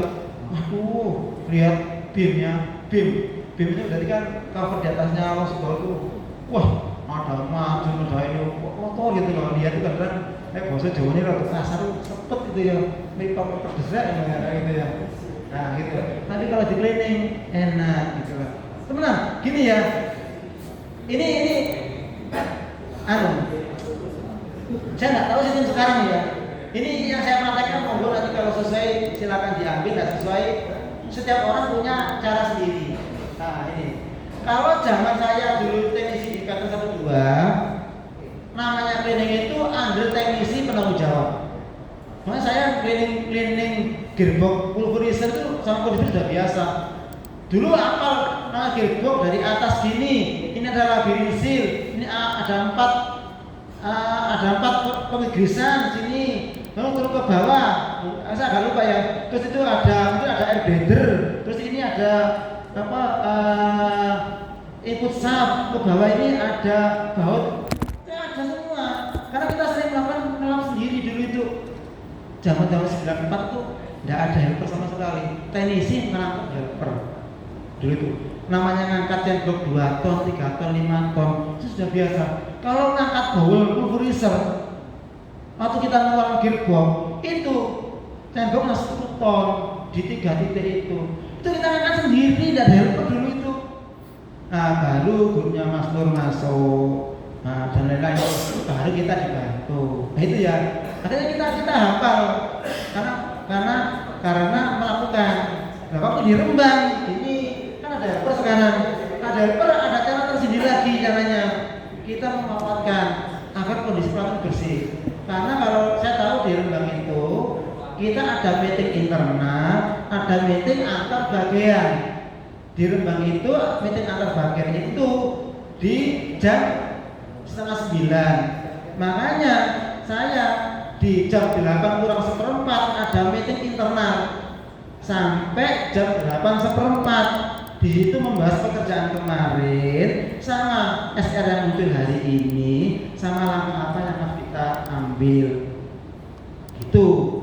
Karena setiap pagi kita buat report selalu dikirim ke SDM meeting pagi itu, di rumah seperti itu. Nah, yang terlambat, iya itu di rumah satu. Nah, selama teknisi sama supervisor itu meeting, helper kita buat jadwal cleaning peralatan. Jadi setelah jam 8:15 itu helper persiapan tool untuk melakukan pekerjaan hari ini bersama teknisi. Balik setelah meeting di internal. Nah, semua pekerjaan helper harus masuk ke HP pribadi supervisor. Jadwal kita sudah tempel, tugas helper dari Senin sampai Jumat pagi hari ini selama kita tinggal meeting. Karena dulu enggak, ditinggal meeting helpernya nunggu, kok jagongan. Akhirnya kan kayak juragan, nunggu teknisi datang selesai meeting, sayang gitu loh. Nah itu karena jam kerja kita kan juga masih 8. Makanya dia jam 8:04 kita bagi tugas untuk cleaning peralatan. Contoh cleaning loop oil tank mill, cleaning gearbox sebelah bawah. Cleaning kan tidak berbahaya lah, dampaknya bersih nanti lingkungan kita. Mereka lebih familiar juga ke peralatan. Nah seperti itu. Itu yang saya terapkan. Monggo digunakan. Semua orang punya cara sendiri sehingga helper juga optimal, teknisi kita juga optimal. Nah seperti itu. Itu terkait dengan menjaga kebersihan perawatan ya, pemanfaatan tenaga helper sehingga helper juga bisa optimal. Nah, seperti itu. Itu terkait dengan PM. Selanjutnya trouble sorting, file to start sama dengan yang tadi, bisa dibaca aja ini ya. Karena semuanya kalau file to start banyak mengarah ke elektrik. Karena dia mau stop sudah tidak bisa. Nah, kalau elektrik sudah dilihat semua, tidak bisa. Tolong mekanik hanya satu operator. Kalau di manual gampang. Ini di mana gampang ini? Nah, tolong dari elektrik melakukan pengecekan ya. Pengecekan apa saja kira-kira mirip ini di situ. Tapi dari mekanik harus mengecek bahwa di manual subdoor ini gampang. Tapi kalau sudah di manual berat, ya mekanik menyelesaikan dulu. Nanti khawatir motornya elektrik bakar nanti stop aja gitu ya. Nah ini situ. Nah ini. Karena ini power motor, koneksi, motor energize loh. Cek overload. Nah ini motor box timer lah. Jadi ini teman energi sama teman kontrol ya. Kemudian motor overload alarm in-house higher motor ampere than usual. Jadi ini ampernya itu tinggi dari biasanya. Nah itu. Kenapa? Nah ini ada kemungkinan adanya binding ya di gearbox ya. Buat opening maybe slack. Jadi lubang ke dalam itu butuh tertutup slack gate. Ini kan untuk buat area radiasi potensi tinggi ya. Cool pipe loh. Cool bandel loh bisa buntu. Kejadian di Jepara. Cool bandel ini ya mereka sedikit tapi ada hubungannya dengan ini. Cool bandelnya pulverisir itu bisa sampai sedikit buntu. Itu ketahuannya apa? Ketahuannya itu pressure. Jadi satu mil kan keluar 4 cool pipe. Ternyata pressure-nya tidak berimbang. Makanya dari sisi redar melakukan pencatatan, Pak, tolong ini konter ini kok curiga ya, enggak kok beda sendiri gitu loh. Nah ini care-nya operator di situ melakukan evaluasi loh. Ini pressure-nya pada imbang 1 mil misal itu kan tenaga itu hampir sama. Nah dicek bener. Jadi saat pas ada kesempatan waktu itu lupa outlet atau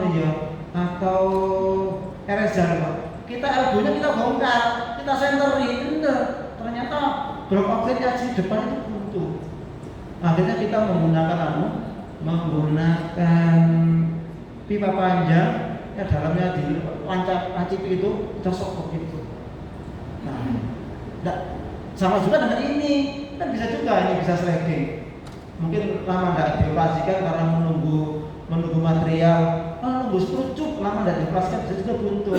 Makanya perlu dilakukan, dipastikan lubangnya kondisinya bersih dan tidak buntu, gitu ya. Nah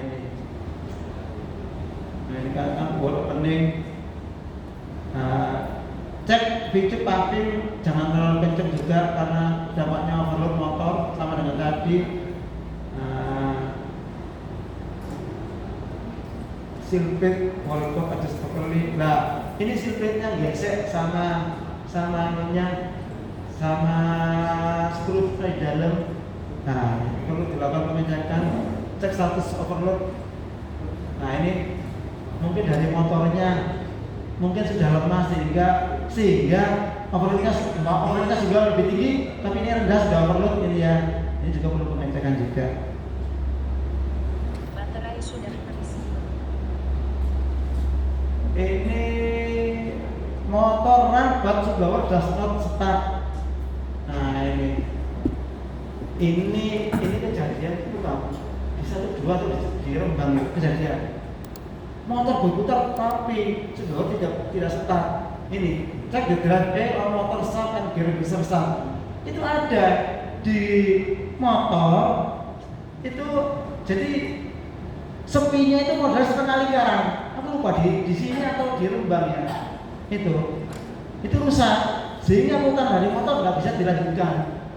Nah ini mulai sudah ngecek ini drive motor start and gear bisa start. Ingat saya dulu pernah ada kan ya. Bodohnya kayak besi kayak gampang-gampangan, uang 100.000 kita potong tengah. Nah gitu. Modelnya seperti itu anunya. Nah, spinya. Gitu. Saya lupa nih di Rembang atau di nomor 2. Itu perlu dicek ya. Nah, kemudian cek pin gas, soft coupling and drive pinion. Tadi ya yang sirpin quarter pin 2 tadi ya, motor berputar tapi subpowernya nggak bisa berputar. Motor does not reverse and blowing revolution. Ini relay coil kemudian terbakar, overall contact may be open, rear switch contact may be held open. Ini teman-teman kontrol nanti pahami nanti memudahkan terkait dengan permasalahan. Yang minimal ini kan buat informasi terkait mencari root cause value analisis terhadap permasalahan yang ada.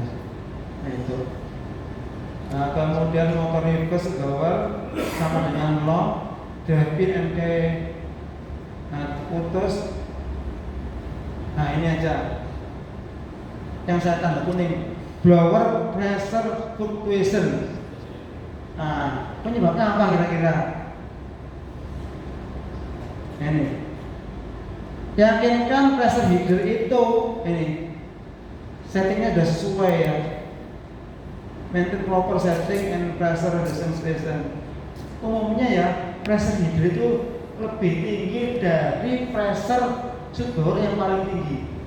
Paling tinggi biasanya itu sama biasanya ya super heater mungkin 275 PSI mungkin, atau di Python itu 19 bar mungkin ya yang tertinggi ya.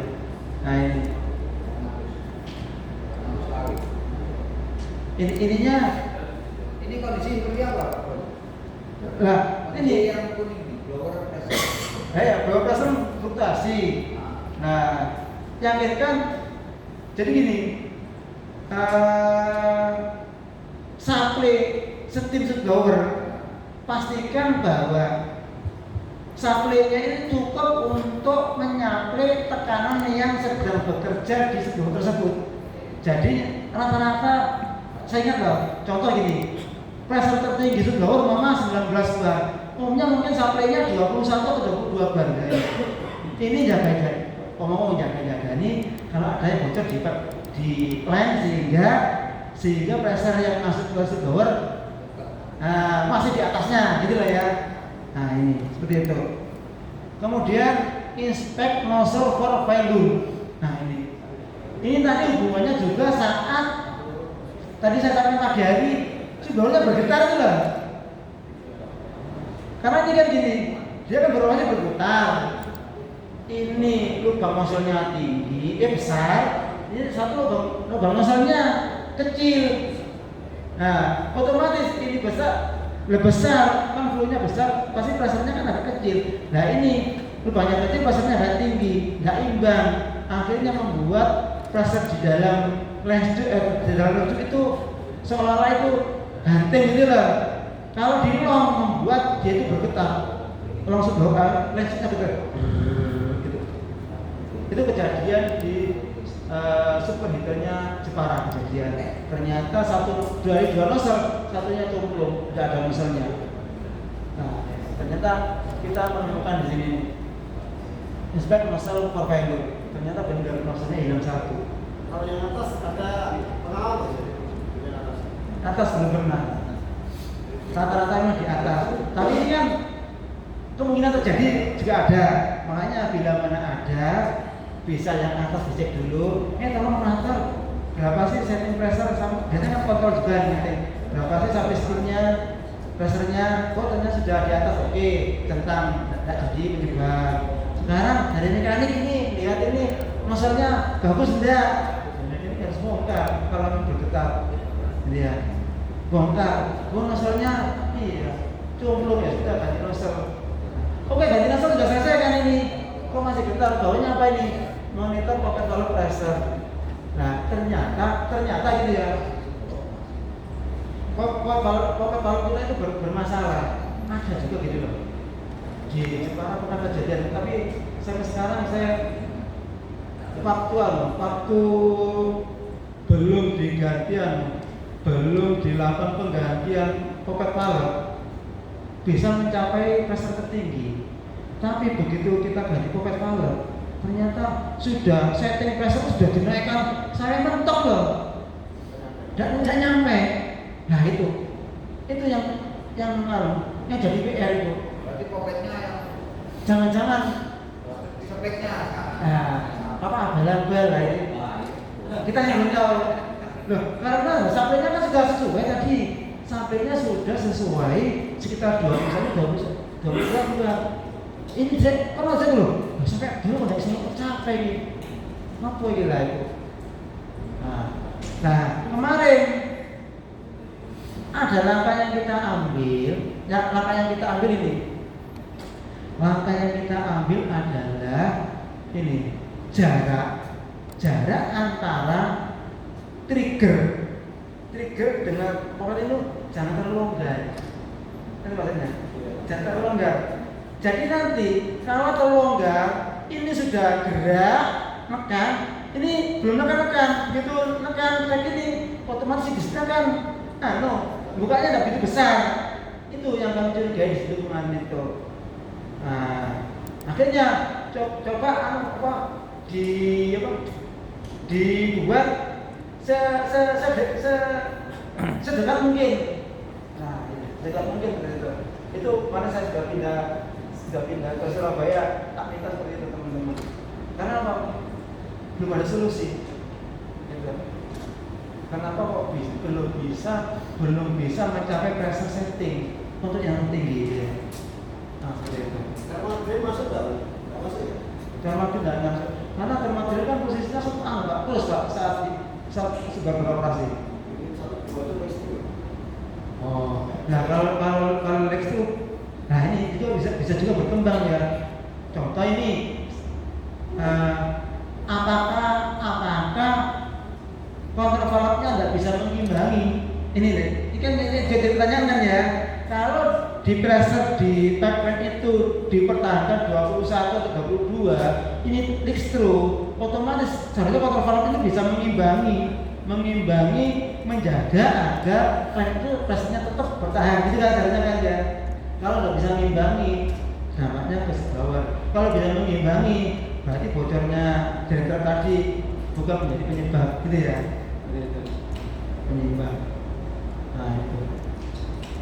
Oke. Ini sistem elektro kata sudah. Nah ini kita karena ini sudah sama ya. Nah, pocket valve file. Nah itu open sama dengan tadi kayak gelombang kekencangan sudah dibahas di langsung down. Sekarang di wall tube appear damage ya. Nah ini kondisi tadi yang kita diskusikan saat awal setelah istirahat tadi ya, ada hubungannya kenapa tube kita itu abrasinya tinggi dan lain. Nah ini ya contoh, cek growing pressure. Nah ayo, pressure kita itu sudah sesuai atau tidak. Kalau pressure kita terlalu tinggi, maka abrasinya akan tinggi. Tapi kan cuk di permukaan cuk itu kondisi abrasinya tinggi, sudah kemakan dulu ya. Nah, jangan-jangan pressure kita terlalu ketinggian sehingga abrasinya tinggi juga. Nah, makanya perlu cek setting pressure. Nah, yang kedua, ini decrease cleaning revolution. Nah, tadi yang Pak Fauji tanyakan ke saya. Nah, kalau sudah abrasinya tinggi, kondisinya cuk itu bersih, kenapa kita harus memasangkan diri sehari 3 kali gitu loh? Kenapa tidak sehari sekali aja? Maka di sini perlu data bersama ya, antara LRA, dari mekanik, engineering, sama operasi. Karena di sini masuk di sini ini dia decrease cleaning revolution. Nah, kita masih diizinkan mengurangi berapa kali kita itu melakukan going gitu loh. Nah ini makanya kalau kita tetap aja, maka potensi terjadinya kebocoran cuk di area tersebut tinggi akhirnya, seharusnya mungkin 12 tahun karena habisnya tinggi, bisa 9 tahun sudah bocor, sudah di bawah minimum wall thickness ya, MDT ya itu. Kemudian selanjutnya cek nozzle dan cleaning path ya. Nah ini terkait dengan nozzle, adakah di sana nozzle itu yang bermasalah itu ya? Ini sudah membersihkan, jangan-jangan ada hubungannya dengan nozzle yang bermasalah. Kemudian cek for aggressive condensate steam supply. Jadi kandungan air di dalam itu sangat-sangat berbahaya. Makanya diktat tadi sangat-sangat penting. Kemudian operator melakukan pengedinan sebelum start sublower juga penting, karena ini berdampak terhadap cepatnya terjadinya kebocoran cuk, dimulai dari penipisan permukaan cuk itu ya. Nah ini menjadi perhatian bersama. Jadi contoh nanti setelah overhaul lalu ada data, ada informasi data itu abrasinya tinggi, segala ada data ya, datanya pressure-nya kemarin berapa sih, pressure-nya berapa, terus dilakukan operasi berapa kali sehari, nozzle-nya bagus lah, itu udah berdata. Kemudian diputuskan bersama, gimana kalau dikurangi aja namanya frekuensi jalannya sublowernya, nah itu. Karena kalau malah itu bisa kita lakukan, maka sublower kita juga bisa efisiensi steam, kemudian juga dari cup juga kita bisa menambah lifetime dari cup boiler kita. Oke gitu. Screw cup, outfit cup internal corrosion. Nah, ini nanti bisa dibaca sendiri. Nah ini sama ya. Ini cek that the condensation beam control is functional properly. Nah, jadi kalau ada air juga membuat korosi di sana ya, korosi. Kalau sudah korosi, berdampak kemana-mana. Air jauhnya menantak ya, korosi. Bidutnya korosi, lecet masuk korosi, sidisnya juga korosi. Nah ini ya. Jadi kondensat di sana sangat-sangat berdampak ke internal part dari sublower. Nah ini teman-teman nanti terkait adjusting pressure control sublower ya. Di sini sudah ada petunjuknya ya. To increase pressure, turn disk counterclockwise. Ini disknya ya. Ini disknya. Ini ada gap. Gap kalau diperbesar, pressure-nya tambah naik. Gap kalau diperkecil, pressure-nya turun. Makanya petunjuk ini.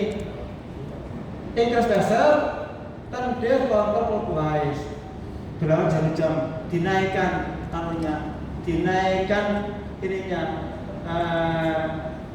di sini dinaikkan untuk menambah pressure. Nah di sini, insya Allah teman-teman lama kayak Koko Mari akan tahu, punya catatan dulu. Per knot itu berapa sih pressure umumnya? Itu tahunnya. Kan dulu pernah nyatat ya. Satu knot ini mama berapa PSI? Mama ya. Oh biasanya di sini biasanya sekitar 4 atau 5 PSI gitu. Karena memudahkan ya. Nyata ini cukup lama loh nih. Kalau kita tidak punya itu, tetap kalau buka plug ini dibuka lagi satu. Padahal masih terlalu rendah 15 PSI. Nah satu knot. Kemudian pasang pin lagi, buka parut lagi, start lagi. Loh, kok masih rendah? Tutup lagi lah. Itu membuat kadang-kadang mungkin operator berarti enggak ini tuannya terlalu kosong gitu gitu ya. Karena itu open close parut sama nyetak stop sublower. Ini kalau kita punya histori enak. Oh sublower 37. Ini kalau satu knot itu biasanya 3 atau 4 PSI. Nah, turunnya lah itu loh penting situ. Karena itu ada toleransinya harga berapa ada? Oh ada. Nah gini, nanti tapi jangan di dalam tidak punya apa. Tapi kalau di sini di crack nanti itu hubungannya dengan minimum cooling untuk rescue. minimum cooling. Kalau namanya pressure kurang, dampaknya cleaning tidak optimal kan gitu ya. Tapi ini hubungannya dengan minimum cooling yang diizinkan sehingga tidak berdampak lanjut itu terjadi overheating. Dibedakan lah ya, fungsi cooling terjadi overheating maupun untuk fungsi untuk cleaning. Nah, fungsi cleaning semakin dinaikkan ya semakin efektif untuk cleaningnya. Tapi ya pressure tinggi. Tapi kalau pressure kurang itu fungsi cleaning akan berkurang. Tapi juga berdampak ke lanjut overheating. Nah ini nanti ada di bawahnya. Jadi goalnya dari sini adalah ini ya. Goal dari sini adalah kalau gap ini diperbesar counterclockwise, maka pressure akan nambah lebih tinggi. Dia seperempat nih. Mudah-mudahan cukup ngerakin. Nah ini ya. Jadi di sini ini penting di sini ya nyeting ini. Nah, dan di sini tolong dari mekanik saat setting di sini dikasih yang mau ikut ya atau lain lah ini nyebut merek tidak enak ya. Saya pahamnya mau ikut ya. Ya malah dulu dikenalkan mau ikut ya. Istilahnya seal light atau seal apa gitu ya untuk ulir lah sehingga saat mau lepas itu tidak sulit. Karena kalau tidak pernah dilepas, tidak pernah dibuka, repot ini ya. Dat ini rusak atau dat ini juga rusak. Kalau dat ini rusak, sampai ganti satu set popet balok. Kalau dat ini rusak, gimana mau ganti ini?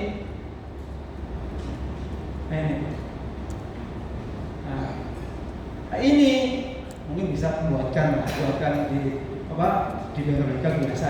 Nah, kenapa sih kenapa sih selalu minta dilakukan pengecekan pressure? Ya salah satu tujuannya biar ini tidak terjadi stuck ya. Ini ulirnya stuck maupun ini stuck. Nah sekarang ada inovasi lagi baru. Rembang sudah beli rembang.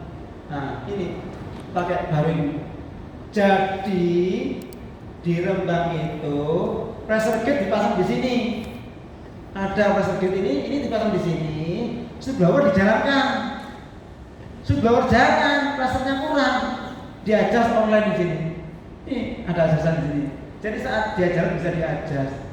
Itu sudah beli. Kemarin beli 10 untuk uji coba, berhasil informasinya gitu. Jadi adjusting pressure kondisi real sudah jalan tanpa harus buka tutup plug ini. Jadi ini ya secara fungsi dibalik kali ini. Kalau yang manual seperti ini kita bukain, ini kan locknya ini, locknya di sini. Jadi ini dilepas, ini kan ini diputar. Nah, kalau dirembang dibalik akhirnya ini tetap, ini yang diputar ulir ini, yang ke bawah ini diputar. Jadi naik turunnya di situ diputar dari atas ini, itu berhasil. Nah mungkin, monggo kalau memang di sini relatif aman, tidak perlu ganti baru. Tapi kemarin yang mau uji coba itu Indramayu mau coba mau beli kayak rembang.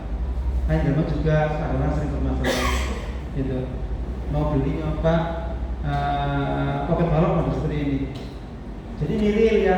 Oh pressure-nya kok apa nih? Kayak ini lebih smooth settingnya. Karena apa? Yang diputar itu ulirnya. Tapi kalau yang ini yang diputar noknya ya harus satu nok gitu. Satu nok kadang-kadang bisa melebihin atau kekurangan pressure-nya. Tapi kalau ulir enak dikit-dikit gitu pas sudah di lock, di luar ada locknya. Nah ini nih dirembang seperti itu. Oke, ini setting untuk sublower. Nah ini guidance dari rekrutmen ya Bukit Asam. Ini contoh hubungan dengan tadi. Contoh, perhatian, blowing pressure tidak boleh di bawah minimum pressure. Nah, kemudian bila mana pressure itu minimum ya bisa menyebabkan pressure rendah, kemudian overhead dan rusak. Nah, pressure-nya nggak boleh. Nanti minimumnya ada, saya 10%, udah 10%-nya dari sini ya. Nah ini. Kemudian frekuensi dari sebelum itu tergantung dari tipe dan derajat kontaminan di dalam interface. Jadi sering tidaknya sebelum itu dioperasikan tergantung dari kotor tidaknya permukaan hidup. Nah itu ya. Ini perlu perhatian.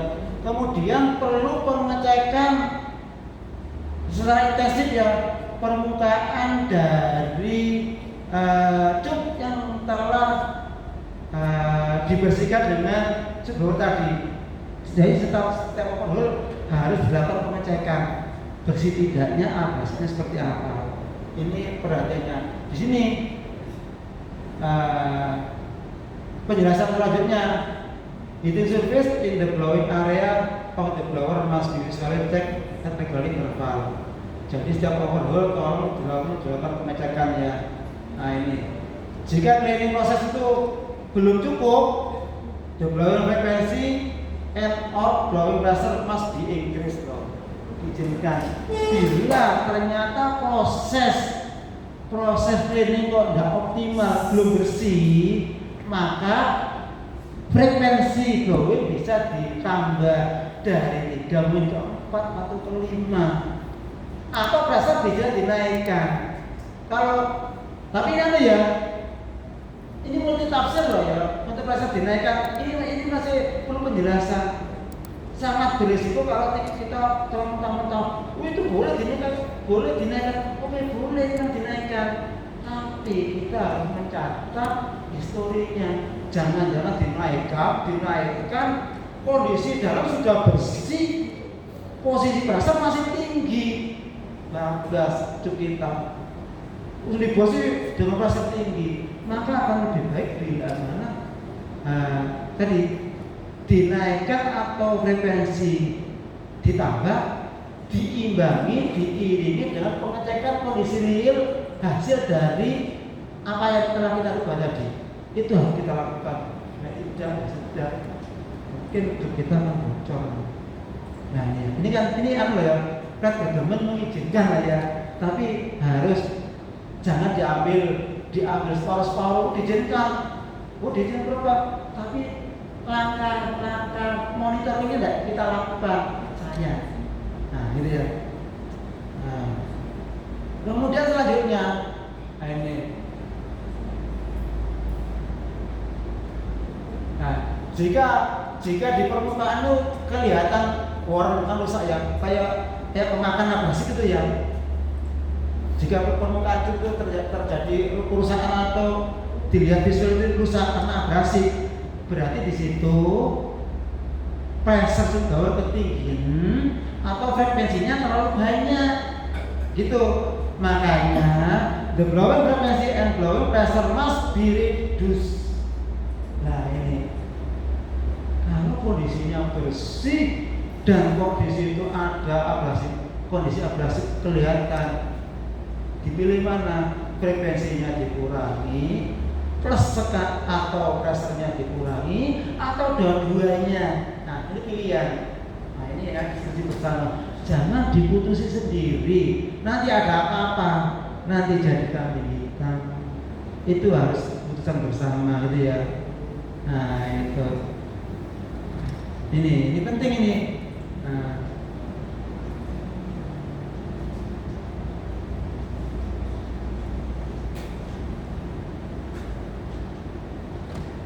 M4 ini ada nih ya.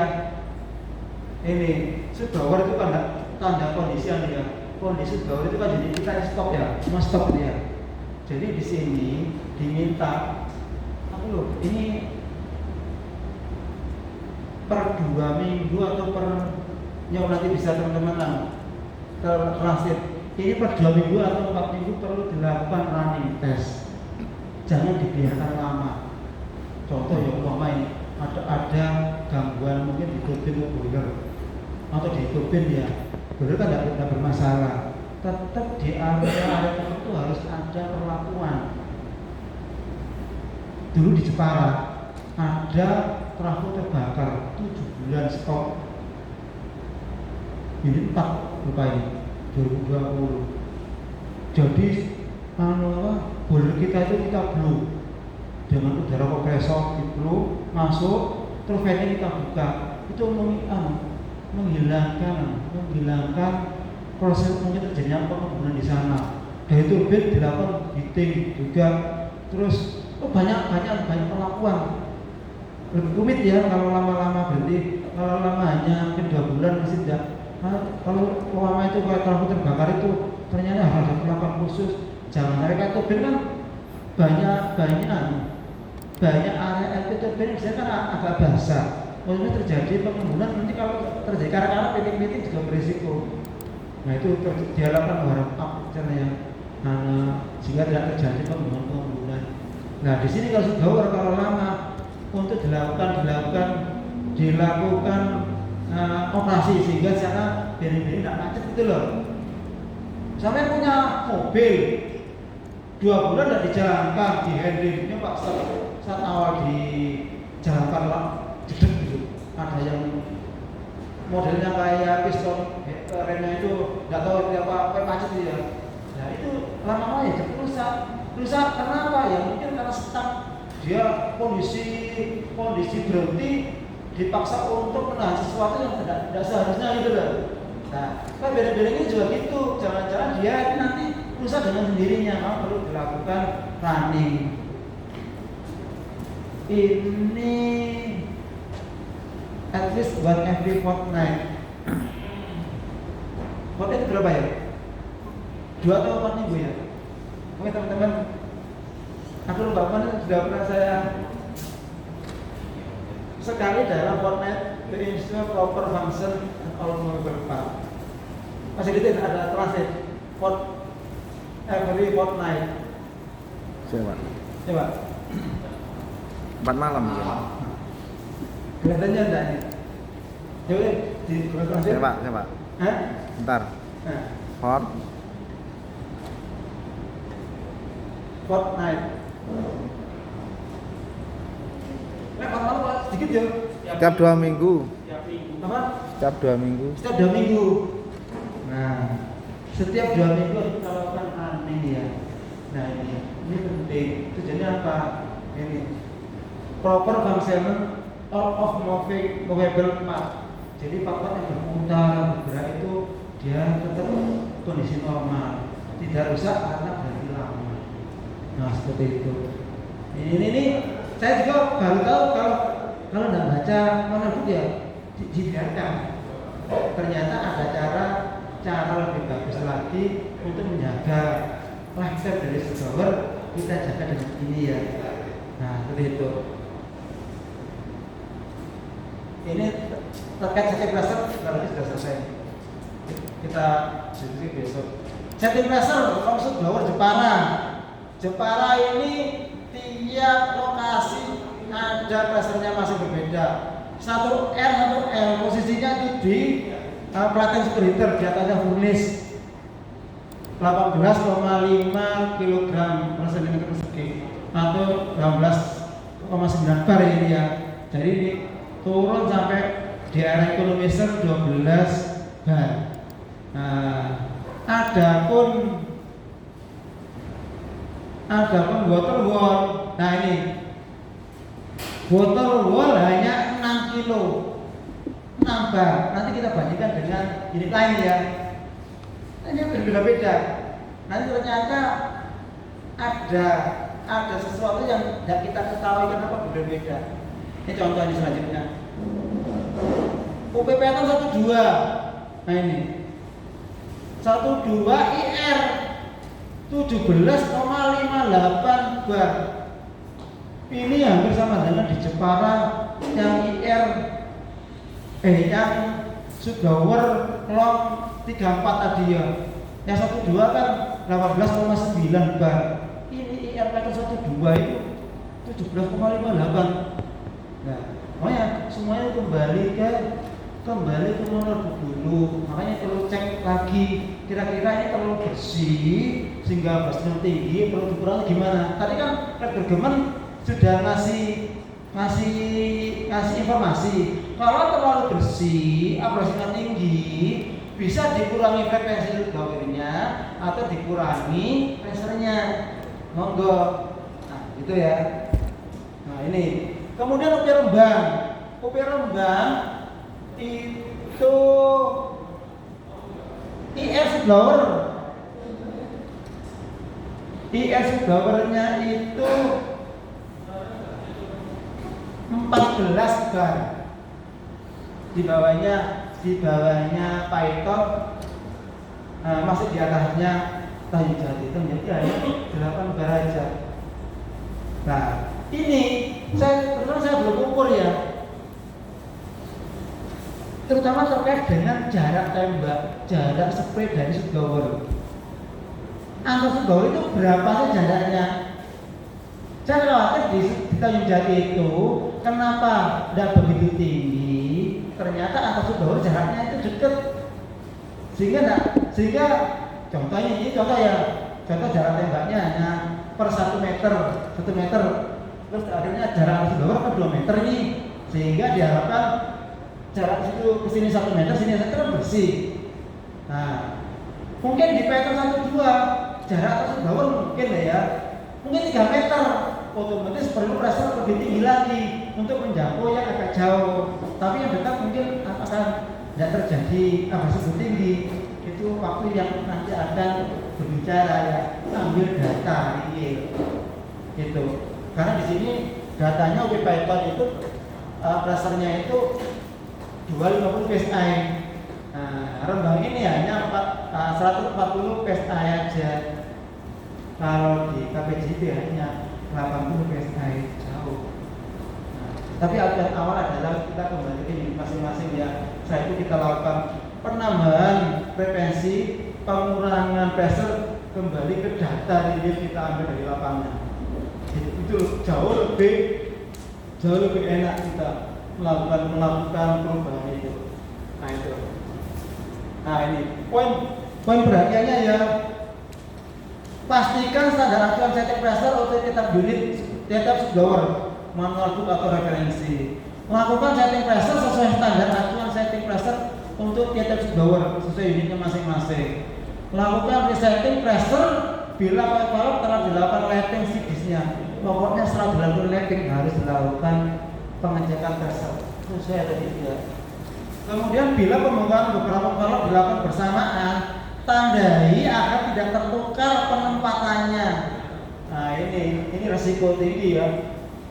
Sampai shootgower IK di superheater sampai taruh di area pressure rendah. Wah ini pressure rendah kejebol nanti karena pressure-nya lebih tinggi gitu ya. Karena sampai sebenarnya tetap, tapi settingan di pocket valve-nya berbeda, makanya tidak boleh tertukar, harus tandai. Kemudian, nah ini tadi, if the cleaning effect is not sufficient, blowing frequency or blowing pressure are to be increased. Nah ini ya tadi ya, bila hasilnya itu kurang optimal, frekuensinya kita tambah atau pressure-nya kita naikkan juga. Nah, jika bed or warm up point visible on the heating surface, the blowing frequency and the blowing pressure are to be reduced. Unit 5 dan 6 referensi dari sampai Red Bergman. Nah, itu yang saya jelaskan tadi, itu masih dimungkinkan. Nah, itu. Oke, kita cukup pas setengah 4. Ini kan ternyata dari besok. Yang perlu saya tanyakan sekarang ini, yang pertama, besok yang dikunjungi itu unit 9 atau unit 1-2. Itu pertama. Yang kedua, waktu kunjungan ke lapangan pagi hari atau setelah istirahat. Nah, sekarang unit yang mau dikunjungi yang mana ini? Kira-kira ada nggak? Nah, Mencoba dari kalau mencoba ini enggak mati. Itu Pak, lihat. Ya, Mas Yas, yang dikunjungi ini sudah saya laporkan, yang dikunjungi itu unit 1, 2 atau unit 9. Yang kedua yang dilakukan pagi hari atau setelah istirahat. Kembangnya Nanti kan gede besok ya. apa kita lanjutkan besok. Nah, kira-kira unit mana yang mau dikunjungi? Kalau dari teman-teman peserta Gimana? Kalau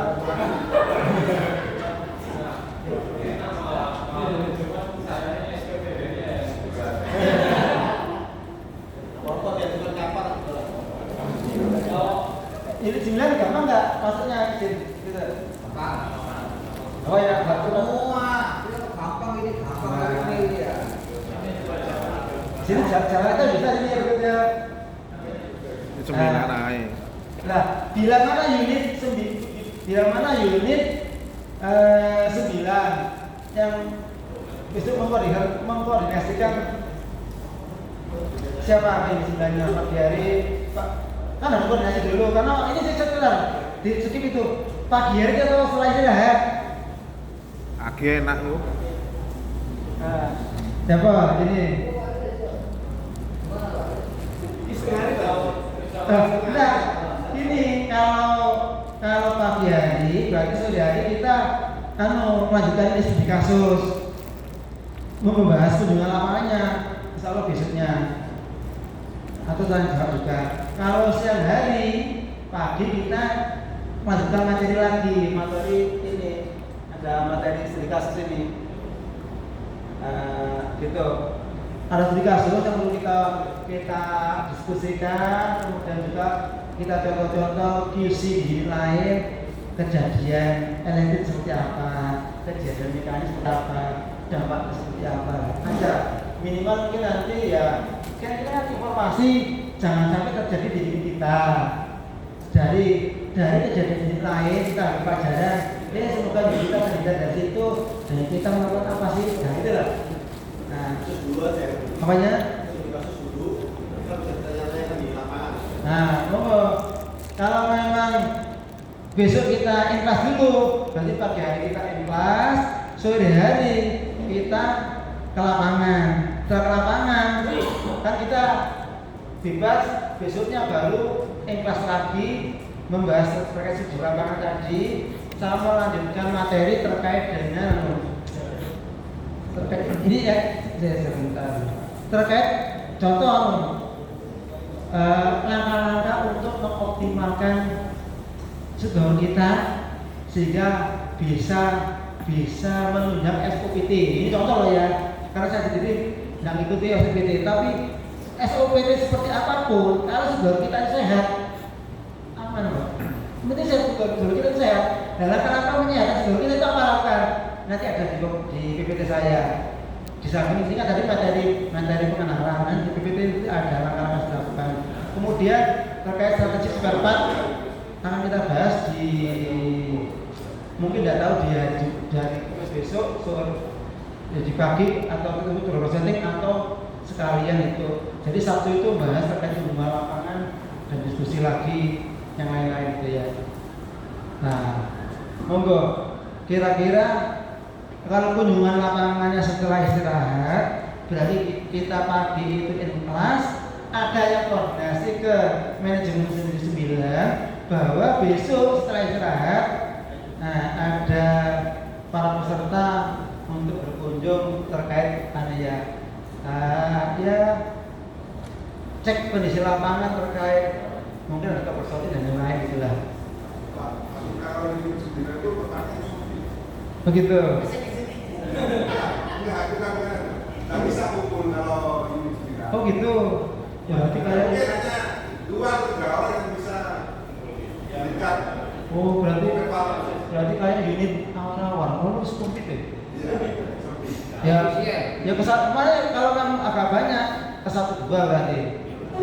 Ke 1-2 longgar ya. tempatnya seperti itu kalau kumpul semua nggak mungkin. Nah, memungkinkan. Nah, ini informasi dari lapangan begitu. Nah, 1-2.